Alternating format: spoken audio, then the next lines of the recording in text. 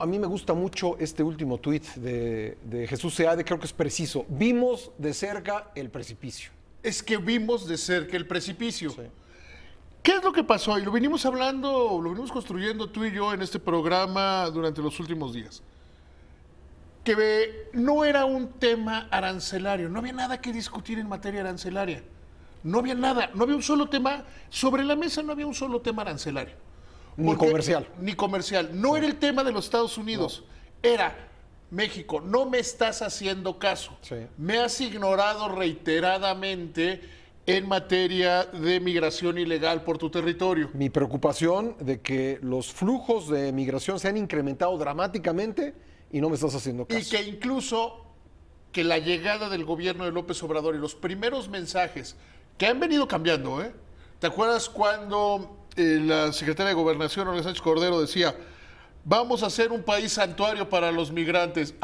Vamos a impedir la migración ilegal. Ahí están sus tweets, ¿eh? Sí. El discurso ha ido cambiando del gobierno, porque no es lo mismo ser oposición y decir, sí, qué bueno, que ser gobierno y estar teniendo migraciones masivas que se alentaron por el discurso del presidente, del entonces presidente electo López Obrador. Sí, que habló de las visas, ¿no? Sí, que dijo, y les vamos a dar visa y les vamos a dar trabajo. Y generamos dos problemas como país. Primero, un fuerte enfrentamiento con los Estados Unidos que no le gustaba. Y segundo, estábamos generando un problema en México.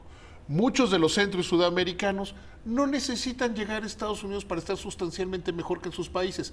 Llegando a México, su vida les cambia. Sí. Pero la migración no está mal, la migración ilegal sí está mal. Lo que hace hoy el gobierno mexicano es reconocer que tiene Estados Unidos razón. Va a militarizar la frontera sur y ofrece medidas adicionales en los siguientes 90 días. Y Estados Unidos, como un buen negociador, pone un punto que le interesaba a México. ¿Quieres hacer tus programas regionales en Centroamérica, verdad? Tu plan Marshall, que no tiene nada que ver con el plan Marshall, pero tu mini plan Marshall. Va, lo hacemos. Yo creo que... Pero a ver, esa parte es mucho menos concreta que la otra. Claro, vamos a trabajar en eso. Sí, vamos a trabajar, vamos a hacerlo, en el futuro pensaremos... No, esto es muy concreto, ¿no? Pero es que Estados Unidos gana y México gana. Primero gana porque nos dejamos poner en una situación. ¿Te parece que, como digamos, país? Estados Unidos gana y México no pierde? Va, porque México se fue poniendo solo en una posición de desventaja, en una posición perdedora. Sí. Si te gusta en términos de box, se fue metiendo a las cuerdas a una orilla. Y decir, no, pues es que no lo noquearon, logró salir. Sí, ¿quién se metió ahí? O sea, en términos de soccer, es que empieza a jugar cerca de tu área. No le metieron gol. Sí, pero pues la cantidad de tiros a gol fue increíble y el portero pues era muy bueno. Entonces México gana ahí. O sea, México sí gana en que no cayó el gol y que lograron salir de esa situación complicada. Los aranceles hubieran sido un desastre. Hubiera sido la crisis en la economía mexicana. Yo creo que no hay una sola persona que no está contenta esta noche de que esos aranceles no van, por lo pronto. Que eso no nos debe hacer olvidar. Suspendidos, no... Suspendidos indefinidamente. Indefinidamente. O sea, eso es... Puede ser mañana, puede regresar o no. Pero eso no nos debe hacer que nos olvidemos de los graves problemas internos. Las descalificaciones, o sea, las bajas de calificación, los problemas estructurales. Hace un momento en la transmisión que hacíamos aquí en Excelsior Televisión, Gustavo de Hoyos dijo, y el presidente dijo que las viviendas que tuvieran crédito Infonavit no podían ser desalojadas y eso va a generar una crisis. Si es como lo dijo el presidente, yo siempre creo que el presidente dice una cosa más o menos que puede ser o puede no ser. O sea, tenemos, hoy fueron degradados 7 bancos y el IPAB, porque no pueden tener calificación más alta que Petróleos Mexicanos. Pues sí. No pueden tener calificación. Entonces, sí siguen nuestros problemas. Nos salvamos de una. Nos tenían, términos de box, nos tenían contra las cuerdas y nos estaban dando una felpa. Sí. Y me gusta mucho la forma de Jesús Seade de plantearlo. Vimos de cerca el abismo. Otro camino, dice, pero bueno. No, era otro camino, sí, el camino de la desgracia. Vimos de cerca el abismo. Ojalá le sirva al gobierno para ponerse serio. O sea, para tomar en cuenta las cosas, que los actos voluntaristas no funcionan. Ahí lo tenemos en pantalla. Que estos actos voluntaristas no funcionan. López Obrador, hay que ver cómo ha también cambiado el discurso de López Obrador. Le vamos a enseñar a Estados Unidos a respetar. Eso decía cuando ganó las elecciones. Sí. Y los vamos a convencer y les vamos a enseñar a decir, oigan, ¿Cómo nos arreglamos? México cede, con razón, yo no estoy diciendo que esté mal hecho, cede en toda la parte migratoria. Porque además hay acciones que se vienen sumando, que eran parte del acuerdo. No, y digámoslo con claridad, cede para su propio beneficio, ¿no? A ver, pero cede en dos sentidos para el beneficio de México, hay que dejarlo claro. Uno, la relación con el que le vendemos más de 8 de cada 10 pesos, que son fundamentales para el desarrollo del país. Y dos, Estados Unidos indirectamente nos ayuda a evitar una crisis migratoria. Las crisis migratorias, a ver, no son remotas en el mundo. Que le pregunten primero, que le pregunten a los de Tijuana y a los de Nuevo Laredo y a los de Ciudad Juárez. Y que les pregunten a los del Reino Unido y que les pregunten. O sea, el Brexit solo se explica porque dijeron, oye, no nos gusta la migración. Sí. Incluso la migración legal, muchos de los que votaron a favor del Brexit, que ha sido dolorosísimo para la economía del Reino Unido, era porque, oye, ¿por qué nosotros tenemos que estar yo contribuyente en Londres o en Glasgow? Tengo que estar pagando los errores fiscales de los griegos, de los turcos, de los españoles. O sea, ese es un punto. Indirectamente, y yo lo he dicho muchas veces desde que Trump empezó a hablar del muro, es mucho más sencillo poner el muro en 240 kilómetros.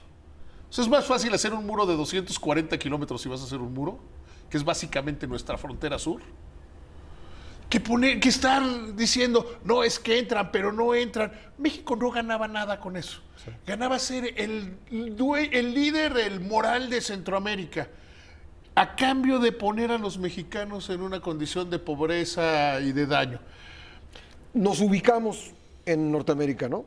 Este acuerdo nos ubica que somos donde un país debemos estar. A lo mejor en los 70 sí, cuando Yankees Go Home y cuando todas esas cosas y cuando Salvador Allende y todas esas cosas, a lo mejor sí éramos un país de América Latina. Hoy México no es un país de América Latina. Nos pone en nuestro lugar. Nos ubica. Y ubica a este gobierno. Sí. Ubica a este gobierno en que... Y ojalá aprendan la lección para otras cosas. Que no puedes decirle a las calificadoras, no mides la corrupción, sí la mido. Es que yo tengo otros datos. ¿Cuáles? O sea, todo ese tipo de cosas, creo que sería muy positivo que el presidente López Obrador dijera, oye, si hay cosas en las que no es como yo digo, sino que hay que escuchar.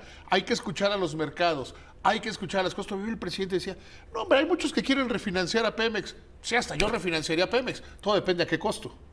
Todo depende a qué costo. Si me dices, oye, vamos a refinanciar a Pemex como si fuera Statoil de Noruega, no. Pero si me das 4 puntos encima de Statoil, claro que le entro, porque ahí es donde se generan utilidades. ¿Es a qué costo y con qué compromisos?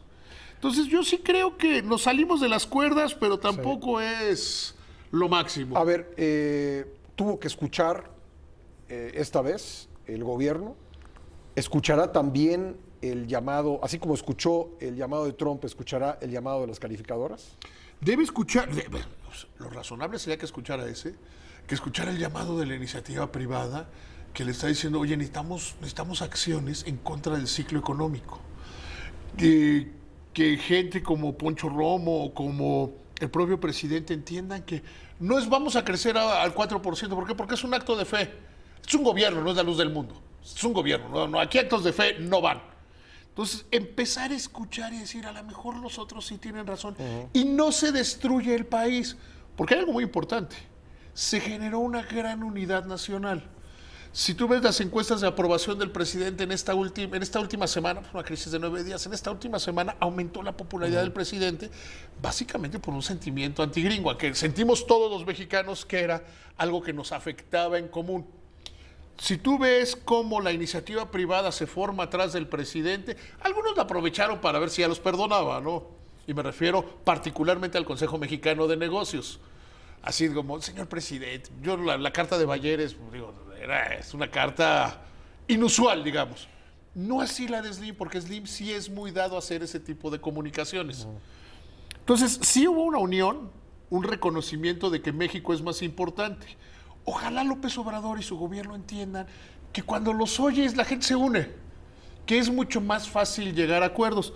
Vamos a ver cómo reacciona el tipo de cambio el lunes, porque esta noticia se dio con los mercados totales. Vamos a empezar a hablar desde el domingo. Los mercados internacionales ya estaban cerrados, cierran por el fin de semana. empiezan a abrir, empieza a operar Asia en la tarde, noche del domingo mexicano. Entonces vamos a ver, porque yo sí veo que el peso se puede apreciar 20, 25 centavos por este primer efecto de tranquilidad y ojalá el gobierno aproveche el envión que le dan las buenas noticias económicas. Ya lo estaremos viendo, David, gracias. Por lo menos vamos a festejar a Tijuana. Gracias.